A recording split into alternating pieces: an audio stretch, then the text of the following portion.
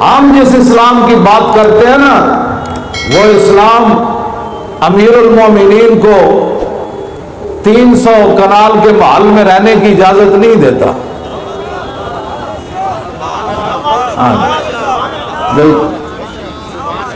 بالکل نہ وہ 50 گاڑیاں آگے 50 پیچھے، اس کی بھی اجازت نہیں دیتا۔ ہم جس اسلام کی بات کرتے ہیں اس کے اندر 36 لاکھ مربع میل کے حکمرانوں، فارق حق و باطل امام الہدا، جب وہ فتح بیت المقدس کے لیے چلے مدینہ منورہ سے تو ایک ہی سواری ہو تاکہ قومی خزانے پر بوجھ نہ پڑے، اور ساتھ ایک اپنا غلام لے لیا۔ غلام کو فرمایا میں دوسری سواری تو تیرے لیے نہیں لے سکتا، ہاں یہ ضرور کر سکتا ہوں کہ جب تو تھک جائے گا تو عمر تجھے اوپر سوار کر کے خود نکیل پکڑ کر چل پڑے۔ یہ ہوا ہے، یہ کوئی خواب کی باتیں نہیں ہیں، یہ ایسے انہوں نے، اقبال کہتا ہے کہ عصر حاضر کے تقاضاؤں سے ہے لیکن یہ خوف ہماری اس تنظیم سے۔ اقبال کہتا تھا نا کہ ابلیس نے کہا کہ بھائی ڈرا کے رکھنا ہے کہ حضور کا دین نہ آ جائے، ہم نے صرف ابھی لبیک کا نعرہ لگایا، ابھی تو ہمارے پاس کوئی طاقت نہیں ہے اسلام کو تخت پر بٹھانے کے لیے۔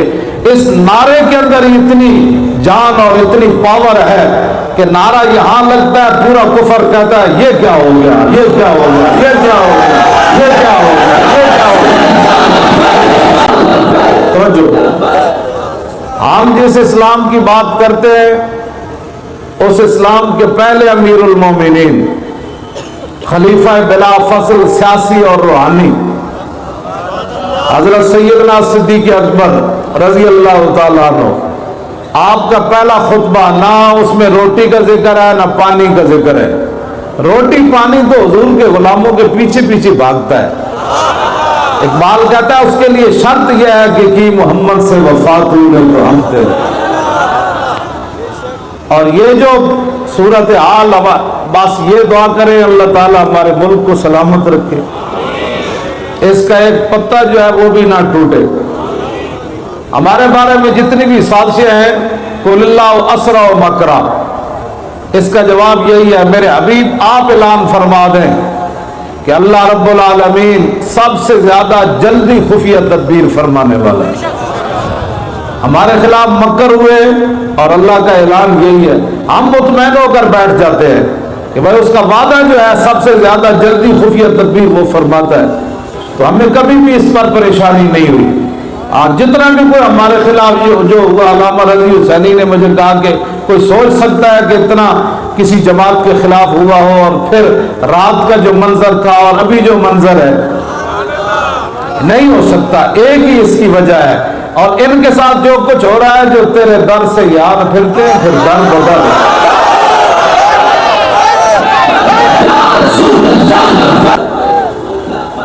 پھر کے گلی گلی تباہ، اب وہ آ رہا ہے ڈالر دے گا، وہ آ رہا ہے ڈالر دے گا، ملک کے حالات صحیح ہو جائیں گے۔ میں نے امام احمد رضا بریلوی سے پوچھا کہ گلی گلی پھرنے سے کوئی حالات ٹھیک ہو جاتے ہیں؟ اور میں نہیں، پھر کے گلی گلی تباہ، ٹھوکریں سب کی کھائے کیوں، عقل جو دل کو دے خدا پھر تیری گلی سے جائے۔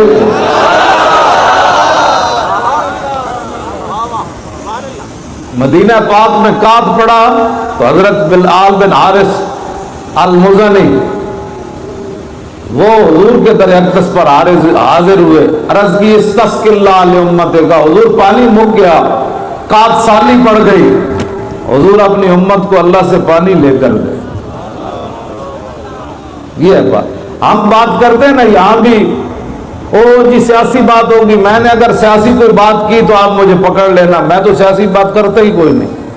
ہاں یہ بات ضرور ہے کہ میرے آقا مولا صلی اللہ علیہ وسلم نے فرمایا علیکم بسنتی و سنت الخلفاء الراشدین المہدیین عضوا علیہا بالنواجذ، فرمایا میرا طریقہ اور میرے خلفائے راشدین کا طریقہ تمہارے اوپر لازم۔ تو کیا رسول اللہ نے 10 سال سیاست نہیں فرمائی؟ 10 سال حضور نے حکومت نہیں فرمائی؟ پوری دنیا کے وفود آئے اور آخری جو آپ نے گفتگو فرمائی نبی علیہ الصلوۃ والسلام نے وہ سیاسی حضور نے گفتگو فرمائی، اس کے بعد حضور نے ظاہری دنیا میں گفتگو نہیں فرمائی. 3 باتیں آخری حضور نے فرمائی. پہلی بات فرما اخرج المشرکین من جزیرۃ العرب. اس سے بڑی کوئی سیاسی بات ہو سکتی ہے؟ اس سے بڑی کوئی لڑائی والی بات ہو سکتی ہے؟ حضور نے فرمایا میں تو ظاہری دنیا سے تشریف لے جا رہا ہوں، میرے جانے کے بعد میرا جو نائب بنے وہ یہود و نصارہ کو جزیرہ عرب سے نکال دے. وہ تو حضور اپنی امت کو جنگ کا سبق دے کر جا رہے ہیں. ہاں جی، حضور امت نکال، ظاہر جب نکالیں گے تو لڑائی تو ہوگی. حضور نے فرمایا اخرج المشرکین. دوسری بات بین الاقوامی تعلقات، واجیز الوفد بنحو ما کنت اجیزهم. فرمایا جس طرح پوری دنیا سے لوگ مجھے ملنے آتے تھے، میں ان کو تحائف دیتا تھا، تو میرا جو نائب بنے اسی انداز سے لوگوں کو تحائف دے. یہ بین الاقوامی تعلقات حضور. تو اس کے بعد پھر تیسرے کے بارے میں اختلاف ہے، الوصیۃ بالقرآن، کہ حضور نے تیسری بات کہا کہ میرے بعد قرآن کو تھامے رکھنا، یا تجہیز و جیش اسامہ، یا یہ فرمایا کہ میرے تشریف لے جانے کے بعد اسامہ بن زید کے لشکر کو روانہ کرنا، یا آپ نے فرمایا النساء، فرمایا میرے جانے کے بعد عورتوں پر ظلم نہ کرنا، عورتوں کے بارے میں اللہ سے ڈرنا، یا حضور نے فرمایا کہ الصلاۃ، میں ظاہری دنیا سے تشریف لے جا رہا ہوں، میرے جانے کے بعد نمازیں ضائع نہ کرنا، نمازیں برباد نہ کرنا. یا حضور نے پھر غلاموں کا ذکر فرمایا کہ میں ظاہری دنیا سے تشریف لے جا رہا ہوں تو میں تو غلاموں کو تخت پر بٹھانے کے لیے آیا، تو میرے جانے کے بعد کسی غلام پر ظلم نہیں کرنا. تیسری بات کے بارے میں اختلافات ہیں کہ وہ تیسری بات حضور نے، اس کے بعد حضور نے ظاہری دنیا میں گفتگو نہیں فرمائی، تو جاتے جاتے بھی رسول اللہ نے اپنی امت کو کیا پیغام دیا کہ سنبھل کر رہنا، یہود و نصارہ سے بچ کر رہنا، ان سے تعلقات اپنے اسی حد تک رکھنا. یہ نہ اقبال نے کہا نا کہ از فریب او اگر خواہی اما اشتران اشراز حوض خود برا. اقبال کہتا ہے اگر آپ چاہتے ہیں کہ آپ کے ملک میں فتنے نہ ہوں تو پھر اس کا ایک ہی طریقہ ہے کہ فرنگی اونٹوں کو اپنے حوض پر پانی نہیں پینے دینا. یہ اقبال کا فلسفہ ہے. اقبال کہتا ہے اپنے حوضوں سے ان کو درکار کے رکھنا ہے، دور دور رکھنا ہے. آج اقبال زندہ ہوتا تو بتاتے ہیں بھئی کتنے اونٹ کھلے ہوئے ہیں، جہاں چاہتے ہیں وہ چر رہے ہیں. ہاں جی، اقبال آج ہوتا تو اس سے ہماری بات ہوتی. تو بات میں یہ کر رہا ہوں کہ سیاسی بات میں کوئی بھی نہیں کروں گا. اگر کوئی بات میں مجھے کوئی پکڑ لے تو میں اس کو بالکل جواب دینے کے لیے، لیکن حضور کا دین تو بیان کرنا ہے، ہمیں یہ تو بیان کرنا ہے. اور آخری جو حضور کا حجۃ الوداع کا خطبہ ہے اس کے اندر حضور نے یہی فرمایا وَأَنْتُمْ تُسْأَلُونَ فَمَاذَا أَنْتُمْ قَائِلُونَ. فرمایا تم سے سوال کیا جائے گا میرے بارے میں تو بتاؤ قیامت والے دن تم کیا کہو گے میرے بارے میں، کیا کہو گے؟ میں دین تمہیں دے کر جا رہا ہوں. قَالُوا نَشْهَدُ أَنَّكَ قَدْ بَلَّغْتَ وَأَدَّيْتَ وَنَصَحْتَ. حضور کیا کہیں گے؟ آپ نے تو دین پہنچانے کا حق ادا کر دیا، آپ نے امت کی خیر خواہی کی کمال کر دی، آپ نے تو حضور ہمارے ساتھ نصیحت کرنے میں حد ہو گئی. تو نبی علیہ الصلوۃ والسلام نے ایسے انگلی آسمان کی طرف اٹھائی، یرفعها الی السماء. حضور ایسے ہاتھ اٹھاتے تھے اور پھر صحابہ کی طرف انگلی کرتے تھے، ایسے کرتے تھے یا اللہم اشہد اللہم اشہد اللہم اشہد اللہم اشہد. یا اللہ گواہ رہنا میں مکمل دین ان کو دے کر جا رہا. ہم اس دین کی بات نہ کریں جس کے لیے حضور نے اللہ کو گواہ بنایا. آج لوگ کہتے ہیں مولانا یہ بیان نہ کریں، مولانا یہ بیان نہ کریں. یہ کیسے بیان نہ کریں؟ یہ تو بیان ہونا ہے. آج اس وقت بھی لوگوں کو بڑی تکلیف تھی اور آج بھی ہے اور قیامت تک یہ درد رہے گا. اس درد کا علاج ہمارے پاس کچھ بھی نہیں ہے. ہمارا اتنا ہی کام ہے کہ پوری امت کو یہ پیغام دے کہ انہیں جانا نہیں بھائی پوری گونج پڑے. ایک ساڑھا منشور ہے، لوگ پتہ نہیں کیا باتیں کرتے ہیں ہمارے بارے میں، لوگوں کو پتہ ہی نہیں ہے. پتہ نہیں ہے تو پھر سمجھو نہ علامہ بغدادی صاحب، نہ کسی اور، نہ तारीख लब्बैक या रसूलल्लाह के किसी को कोई नारा है जो लगाते हैं हमारे नारे, वो खुद जिम्मेदार है, अल्लाह से उनसे पूछेगा। हमारे नारे लगाने की जरूरत नहीं है। ना मेरे बारे में बार बार अमीरुल मुजाहिदीन अमीरुल मुजाहिदीन, इतनी देर में आप कौन से बात करें? अमीरुल मुजाहिदीन बैठा है ना आपके सामने, वो अपनी खुद जिम्मेदार है, बातें करेगा। मेरे ऐलान करने में 10-10 मिनट लगाने का कोई माना नहीं। आप हुजूर के दीन की बात करें, अपने आप को बदले। ये नहीं कि एक बात किसी को ना पसंद आई तो पूरी जमात को तबाह करने के लिए तुल गए। आप क्यों इन फितनों का शिकार हैं? हुजूर ने फरमाया कई दज्जाल आएंगे, दज्जालून कज़्ज़ाबून यातूनकुम मिनल अहादीस मा लम तस्मऊ अंतुम वला आबाउकुम फइय्याकुम वइय्याहुम ला युदिल्लूनकुम वला यफ्तिनूनकुम। हुजूर ने एक दज्जाल नहीं फरमाया, फरमाया कई दज्जाल आएंगे और बड़े झूठे होंगे। उन दज्जालों में से एक दज्जाल मीडिया है। जो अच्छे लोग हैं वो इससे मुस्तस्ना हैं। अच्छे लोग अच्छे ही हैं, हर महकमे में अच्छे होते हैं। हमारे 3400 रुपए की रेडी केले वाली शेखुपुरे के अंदर मीडिया पर दिखाई गई और लाखों के हमारे मजमे नहीं दिखाए गए। यही दज्जाली है, और इससे बड़ी क्या दज्जाली है? और कज़्ज़ाब ये बच्चा जो है ये केले बेच रहा था, इससे 3400 रुपए के केले लूट लिए गए। 3400 रुपए जिन्होंने पूरे मुल्क लूटे वो तो बन गया वो कमरान, और जाली रेडी लेकर जनाब हमें बदनाम किया गया। इससे बड़ी हमसे भी सुनते ना, उस बच्चे भी से भी सुनते। पूरे पाकिस्तान में हमारा एक जुर्म साबित करने की कोशिश की गई, वो भी जुर्म बनता नहीं है। वो बच्चे को एक बंदे ने पैसे दिए कि ये पूरी रेडी जो है वो धरने में जाकर तकसीम कर दो। पैसे तो उसको मिल गए। अब उन्होंने कहा नहीं नहीं जी और तो कोई मिला ही नहीं। झूठ ना बोलो, झूठ असद को युनजी वल कज़िब युहलिक।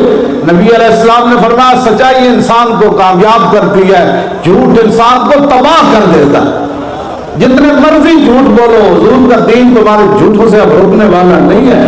हाँ, हमारे बारे में जो मर्जी बातें करो, ये उनको अब 1.5 साल तो हो गया, 2 साल होने वाले हैं। 21 करोड़ की बात करते हैं जी, 21 करोड़ ले लिया, 21 रुपए भी साबित कोई न कर सकता, और तासुबे क़यामत कोई नहीं साबित कर सकता। हम तो चाय पीने के रवादार नहीं है किसी से। 21 करोड़ की बातें करते हो, कोई तसव्वुर ही ना उभरा तेरी तस्वीर के बाद, कोई तसव्वुर ही ना उभरा तेरी तस्वीर के बाद, और ज़हन खाली ही रहा कासा साहिल की तरह।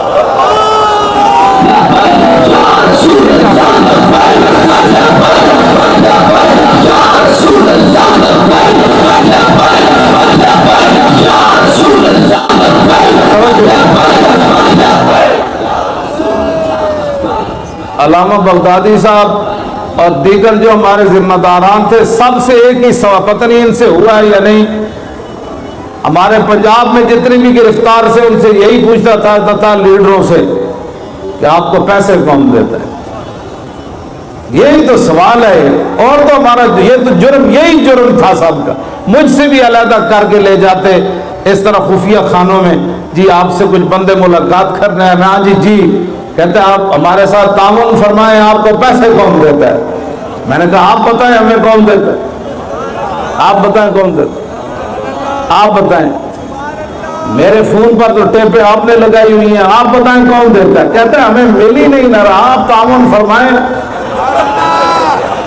तो मैंने कहा अल्लाह के बंदो, जिनका काम है वो जाने, उनका काम जाने। खादिम का काम होता है सिर्फ खिदमत करना, पहरेदार का माना होता है सिर्फ पहरा देना, नौकर का काम होता है नौकरी करना।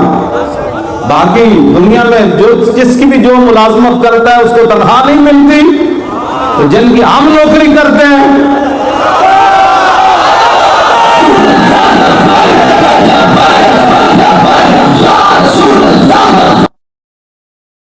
ऐसे भाई नहीं, जोर लगाओ जोर लगाओ।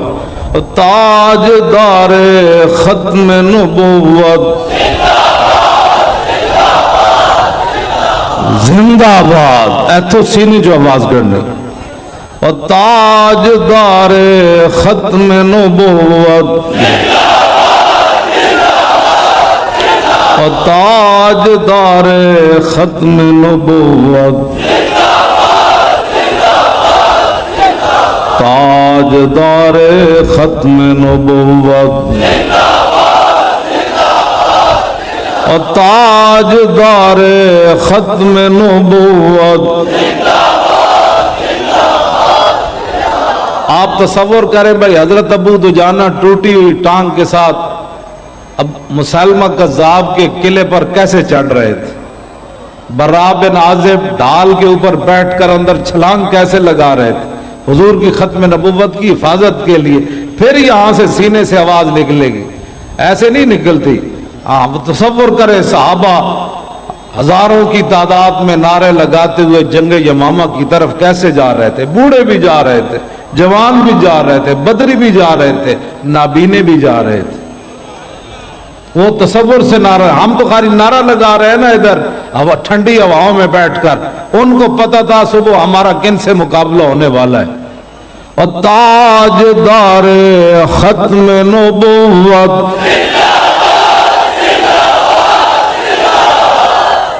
اور بھائی شیرو وہ جو پیچھے ہو سارے اسی طرح آواز نکالیں جس طرح یہ پہلے لوگ آواز نکال رہے ہیں۔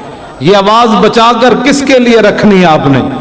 اور تاجدار ختم نبوت،